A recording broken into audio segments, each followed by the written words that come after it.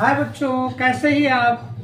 आशा करते हैं कि आप लोग बहुत अच्छे होंगे। ठंडी की छुट्टियां बहुत अच्छे से में पढ़ाई किए होंगे और आगे भी अच्छी पढ़ाई करेंगे। आई होंगे बच्चों। आज डे 2 में हम आपको पढ़ाने चल रहे हैं present continuous tense. Present continuous ये प्रेजेंट का दूसरा टेंस होता है। प्रेजेंट कंटीन्यूअस टेंस जिसकी सहायक क्रिया helping verb is and are होती है। Is and are is the helping verb of the present continuous tense. इसकी पहचान होती है, जैसे हमारी आपकी पहचान नाम से होती है कि कौन क्या है। इस तरह से टेंस की, हर टेंस की अलग अलग पहचान हुआ करती है। प्रेजेंट कंटीन्यूअस टेंस की पहचान हिंदी वाक्यों के अंत में रहा है, रहे हैं, रहा हूं, रहे हैं आदि शब्द आते हैं।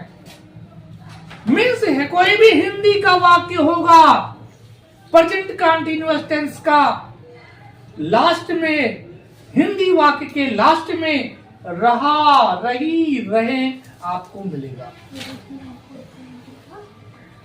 अब ये 3 हेल्पिंग वर्ब होते हैं इज एंड आर। तीनों के अलग अलग जगह यूज होते हैं। किस सब्जेक्ट के साथ में किस हेल्पिंग वर्ब का प्रयोग होता है, आइए हम आपको बताते हैं। जिसको बोलते हैं अनुवाद के नियम, rules of translation.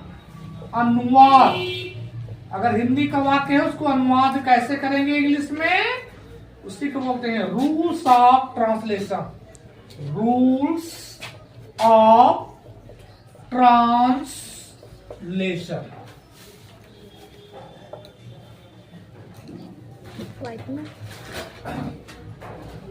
Singular number, आपको बताया है सिंगुलर नंबर और प्लूरल नंबर 2 नंबर होते हैं। इसमें सिंगुलर नंबर कौन से होते हैं? ही, सी, इट, नेम के साथ हेल्पिंग वर्ब इसका प्रयोग। दूसरा होता है प्लूरल नंबर। क्या नंबर होता है बच्चों? प्लूरल नंबर होता है। प्लूरल नंबर यू, बी, दे के साथ आर का प्रयोग और आई के साथ एंड का प्रयोग। आपको 3 helping verb is and are, तीनों का अलग अलग use. He, she, it, name के साथ इज का प्रयोग, यू, बी, दे के साथ आर का प्रयोग और आई के साथ एंड का प्रयोग। ये रूल्स होते हैं। और प्रेजेंट कंटीन्यूअस टेंस में first form of the verb plus ING का प्रयोग किया जाता है। प्रेजेंट कंटीन्यूअस में हम लोगों ने पढ़ा helping verb is and are होती है। हिंदी पहचान रहा, रही, रहे होते हैं। Rules of translation singular number he, she, it, name के साथ इज का प्रयोग, यू, बी, दे के साथ आर का प्रयोग और आई के साथ एंड का प्रयोग।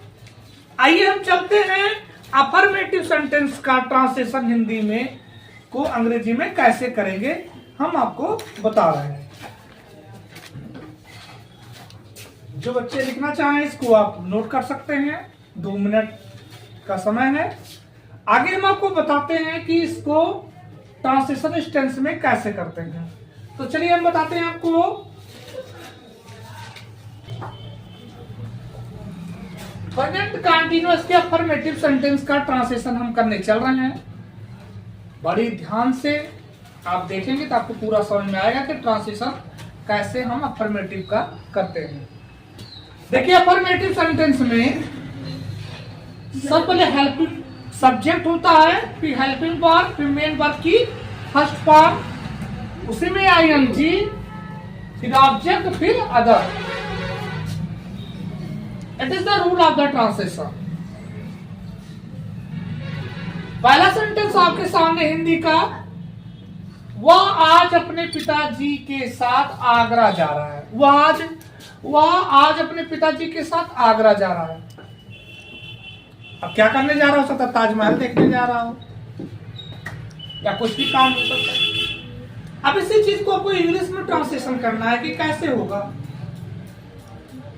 तो कौन अपने पिताजी के साथ आज आगरा जा रहा है, वह जा रहा है।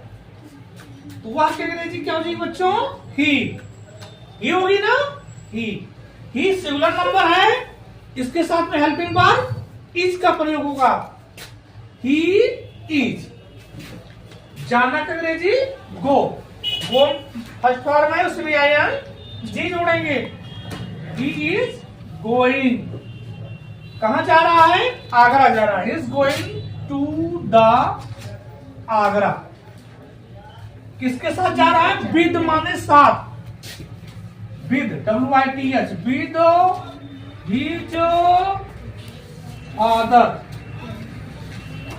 With his father today. तो बड़ी आसानी से ही इज गोइंग, वह जा रहा है, टू द आगरा, कहां जा रहा है, आगरा जा रहा है। विद मीन्स साथ, हिज मीन्स अपने, फादर पिताजी के साथ, टुडे में सर। तो हो जाएगा he is going to the Agra with his father today. अभी कह दीजिए कि आज वर्षा हो रही है, आज वर्षा हो रही है, मान लीजिए वर्षा हो रही है, इसका ट्रांसलेशन कैसे करेंगे। आज वर्षा हो रही है, आज गर्मी पड़ रही है, आज ठंडी पड़ रही है। ऐसे ट्रांसलेशन हम सब इट से करते हैं। कैसे से करते हैं बच्चों, इट से करते हैं। हो जाएगा इट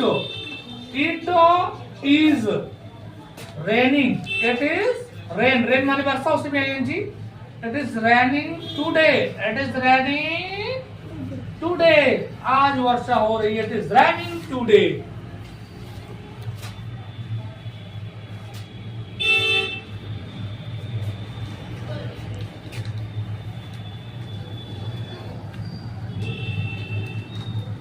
चपरासी घंटी बजा रहा है,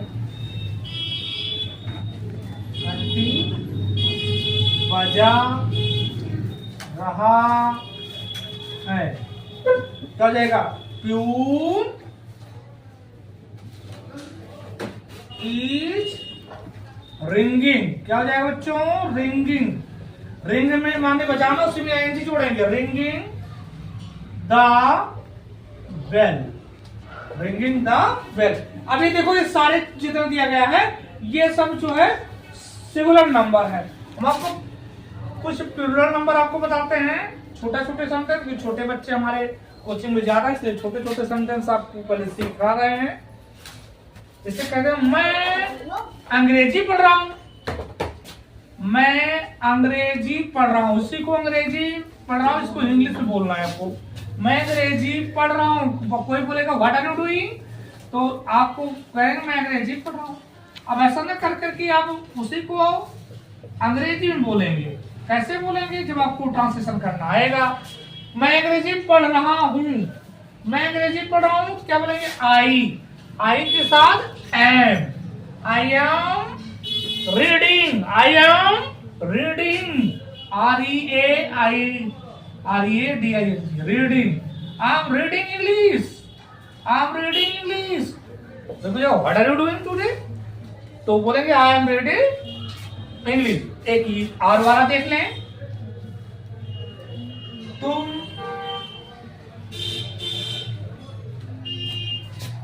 सेब खरीद रहे हो, तुम सेब, कोई देखा तुम सेब खरीद रहे थे, बोल दिया तुम सेब खरीद रहे हो।